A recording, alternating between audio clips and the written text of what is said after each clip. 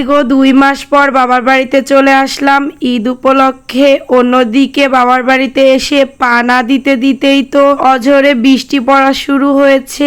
এসে দেখি গাছ ভর্তি আম হয়েছে। নিজে হাতে গাছ থেকে আম পেড়ে খাইলাম, আমরা পেড়ে খাইলাম, আর ভাগের গাছগুলো থেকে আম পেড়ে সবাইকে ভাগ করে দিলাম। এতদিন পর বাবার বাড়িতে এসে অনেক বেশি মজা করলাম, তো এগুলো আজকে আপনাদের সঙ্গে শেয়ার করব। তো হ্যালো এভরিওয়ান, আসসালামু আলাইকুম। আশা করছি সবাই অনেক বেশি ভালো আছেন। অনেকদিন পর চলে আসলাম একটা লং ভিডিও নিয়ে। আবার বাড়িতে আসার পর থেকেই তো আমি একটু অসুস্থ, অনেক বেশি ঠান্ডা লেগেছে। আমার ভয়েস শুনেই বুঝতে পারতেছে। ময়মনসিংহ থেকে সন্ধ্যা 7টার সময় গাড়িতে উঠেছিলাম, অন্যদিকে ফরিদপুর এসে ভোর 4টের সময় পৌঁছেছিলাম। আর ফরিদপুর এসে পৌঁছানোর পর থেকেই দেখতেছি অঝোরে বৃষ্টি নামতেছে। বাস থেকে নেমে আমি বৃষ্টির মধ্যে বাবুকে নিয়ে বাসায় এসেছি।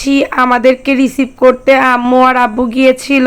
যাই হোক, বাবার বাড়িতে আসার পর থেকেই টুকটাক ভালোই বৃষ্টি হচ্ছে। মাশাআল্লাহ, ওয়েদারটা অনেক বেশি সুন্দর। বৃষ্টি দেখলে তো আমি একদমই লোভ সামলাইতে পারি না। বৃষ্টির মধ্যে নেমে ভিজেছি, যার কারণে একটু ঠান্ডা লেগে গিয়েছে। এইদিকে দেখুন কি পরিমাণে আম ধরেছে, সবাই মাশাআল্লাহ বলবেন। কিন্তু এই আমগুলো কিন্তু কাঁচা মিঠা আম।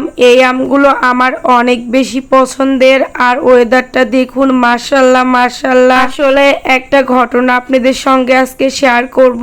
আমাদের বাসার পাশে না একটা আম গাছ আছে। ওই আম গাছটাতে এত পরিমাণে আম ধরেছিল, কাঁচা থেকে পাকা পর্যন্ত আমগুলো আমরা দেখেছি। কিন্তু ভাগ্যের কি নির্মম ইতিহাস, নিজেদের বাড়িতেই এত মন মন আম থাকার পরে অন্যের গাছে আম দেখে আফসোস করে এসেছি।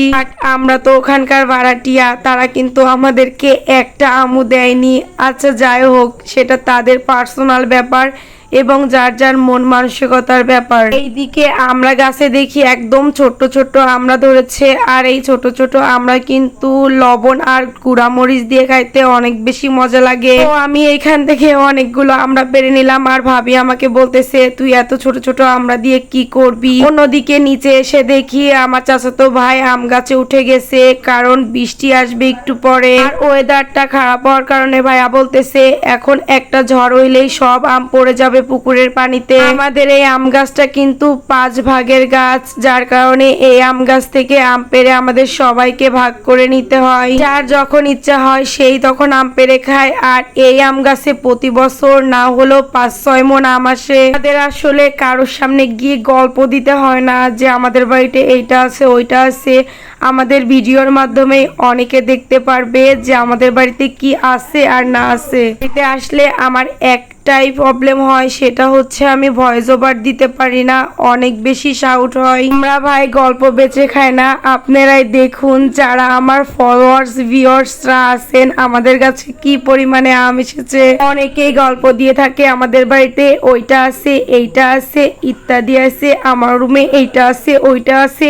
পরে গিয়ে দেখি ঠনঠনা ঠনঠন। আমাদের বাড়িতে এত ছোট ছোট গাছে এত পরিমাণে আম ধরেছে, এইটাই সেই কাঁচা মিঠা আম গাছ। আর বাড়িতে কিন্তু অনেক গাছই কেটে ফেলা হয়েছে। আর এই আমগুলো দেখুন, এই আমগুলো খাইতে একদমই মজা না। এইগুলো হচ্ছে আশ্বিনে আম। আশ্বিনে আমের একটাই সুবিধা, ওই গাছে 12 মাস আম ধরে আর পাকতেই থাকে। আমার কাছে কিন্তু ভালোই লাগে বিষয়টা। লাস্টে এসে আমি আমাদের গ্রামের বাড়ির একটু একটু স্কিপ আপনাদের সঙ্গে শেয়ার করেছি।